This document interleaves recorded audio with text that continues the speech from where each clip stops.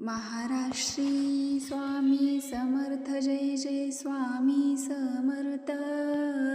सद्गुरु स्वामी समर्थ, जय जय स्वामी समर्थ. महाराज श्री स्वामी समर्थ, जय जय स्वामी समर्थ. सद्गुरु स्वामी समर्थ, जय जय स्वामी समर्थ. अवधूत चिंतन श्री गुरुदेव दत्त श्री स्वामी समर्थ महाराज की जय.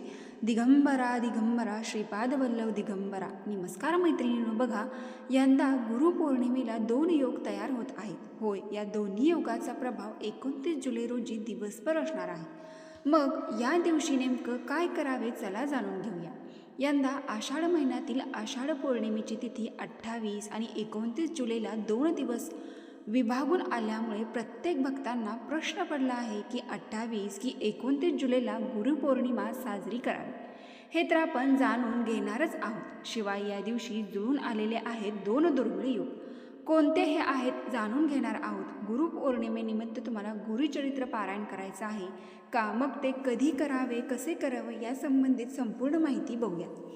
हिंदू पंचांगानुसार आषाढ पौर्णिमेची तिथी म्हणजे गुरुपौर्णिमेची तिथी सुरू होणार आहे 28 जुलै रोजी सायंकाळी 6:29 आणि समाप्त होणार आहे 29 जुलैला 8:07. तर हिंदू पंचांगात उदय तिथीला विशेष प्राधान्य दिलं जातं.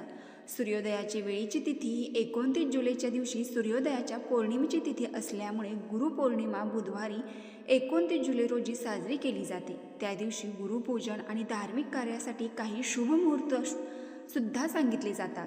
जसे पहाटे 4:17 पासून ते पहाटे 4:59 पर्यंत ब्रह्ममुहूर्त असणार आहे. ही वेळ साधना आणि चिंतनासाठी उत्तम वेळ मानली जाते. या काळात स्वामींचा किंवा दत्तगुरूंचा किंवा तुमच्या आराध्य गुरूंचा मंत्र जप करावा. शक्य असल्यास 108 वेळा, 1008 वेळा किंवा 21 वेळा माळी तुम्ही आवर्जून जप करावा. त्याचबरोबर या दिवशी विजय मुहूर्त असणार आहे. दुपारी 2:43 पासून ते दुपारी 3:37 पर्यंत. ही वेळ नवीन कामाच्या सुरुवातीसाठी योग्य मानली जाते किंवा कोणतेही शुभ संकल्प घ्यायचा असेल त्यासाठी सुद्धा ही वेळ अत्यंत महत्त्वाची मानली जाते. त्याचबरोबर संध्याकाळचा शुभ मुहूर्त संध्याकाळी 7:14 पासून ते रात्री 8:17 पर्यंत आपल्या गुरुला भेटून कृतज्ञता व्यक्त करण्याचा मानला जातो. याच काळात आपल्या गुरुला भेटता येत नसेल तर घरच्या घरी सुद्धा आपण ती सेवा, त्यांचा फोटो किंवा काही असेल तर ते व्यक्त करून तुम्ही कृतज्ञता व्यक्त करू शकता. आता सर्वात महत्त्वाची गुरुपौर्णिमा ही धार्मिक आणि ज्योतिष दृष्टिकोनातून अतिशय दुर्मिळ मानली जाते. कारण या दिवशी अत्यंत 2 शुभ योग एकत्र येत आहेत. तेच बघूया. नंबर 1, पहिला योग प्रीती योग. हा योग प्रेम, परस्पर सुसंवाद आणि सकारात्मक ऊर्जेचे प्रतीक मानले जाते, ज्यामुळे नात्यामधील कटुता दूर करण्यासाठी हा काळ उत्तम मानला जातो. म्हणून जास्तीत जास्त या काळामध्ये तुमच्या आराध्य देवतेचे नामस्मरण करावे. कारण ह्या प्रीतियोगामध्ये आपण केलेले नामस्मरण हे जीवनातील वैवाहिक जीवनातील अडथळे दूर करून नातेसंबंध सुरळीत ठेवतात. दुसरा हर्षण योग. हा योग यश, आनंद, उत्साह आणि शुभ फळ देणारा मानला जातो. या दोन्ही योगांचा प्रभाव 29 जुलै रोजी दिवसभर असणार आहे. त्यामुळे या शुभ काळात योग्य विधींनी गुरूंचे सेवन केल्याने जीवनात सुख, शांती, प्रगतीचे मार्ग मोकळे होऊ शकतात. आता सर्वात महत्त्वाचे म्हणजे धार्मिक मान्यतेनुसार महाभारताचे रचयिता महर्षी वेदव्यास यांचा जन्म याच दिवशी झाला होता. तो म्हणजे गुरुपौर्णिमेचा दिवस.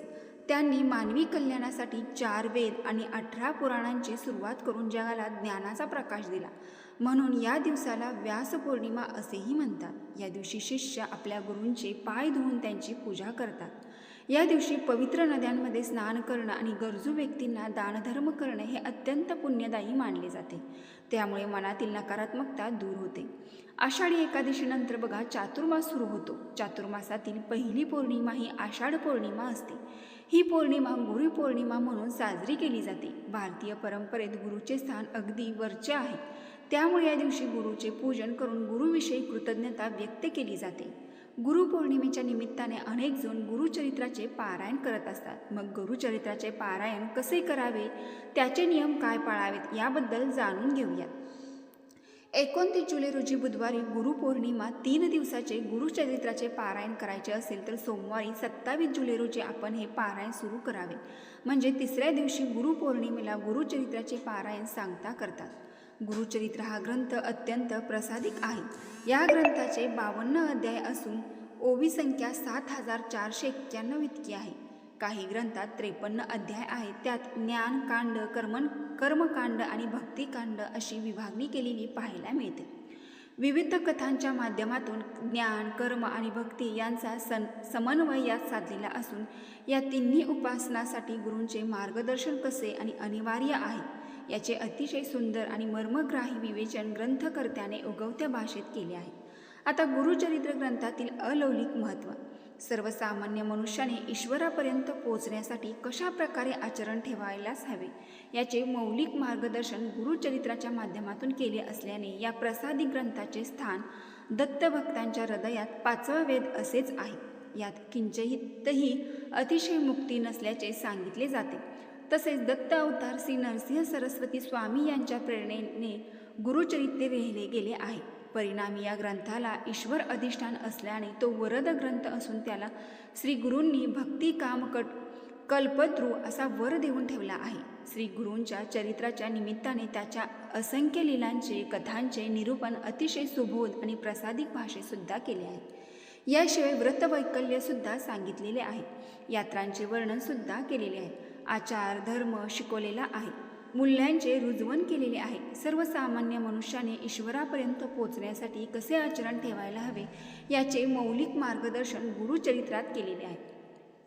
आता तुम्हाला गुरुचरित्राचे पारायण करायचे असेल तर त्याची तयारी कशी करावी. ज्या दिवशी तुम्ही गुरुचरित्राचे पारायण करणार आहात त्या दिवशी एका चौरंगावर स्वच्छ पिवळे वस्त्र अंतरावे. त्यावर दत्तगुरूंची स्थापना करावी.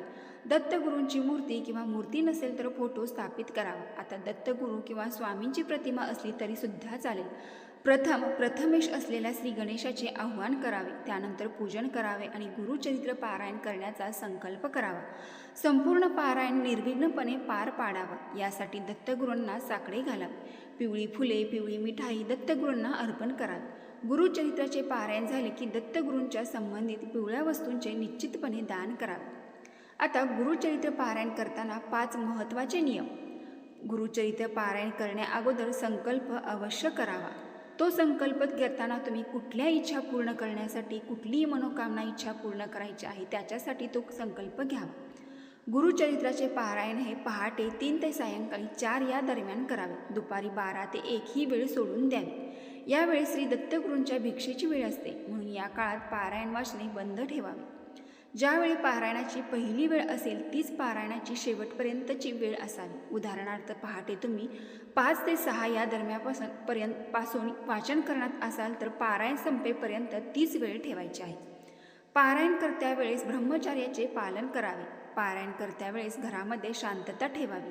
वादविवाद टाळावेत. त्यानंतर पारायण संपल्यानंतर श्री गुरुदत्त स्वामी समर्थ गजानन महाराज, शंकर महाराज यांच्या मंत्राचा 108 वेळा, 1008 वेळा किंवा 51 वेळा जप करावा. परान्न टाळावे. सात्विक भोजन करावे. शक्य असल्यास विष्णू सहस्रनामाचे पठण पौर्णिमे दिवशी तरी निदान सायंकाळी आणि 3 सांजेला आवर्जून करावे. मैत्रिणींनो, ही अत्यंत महत्त्वपूर्ण माहिती मला तुमच्यापर्यंत पोचवायची होती.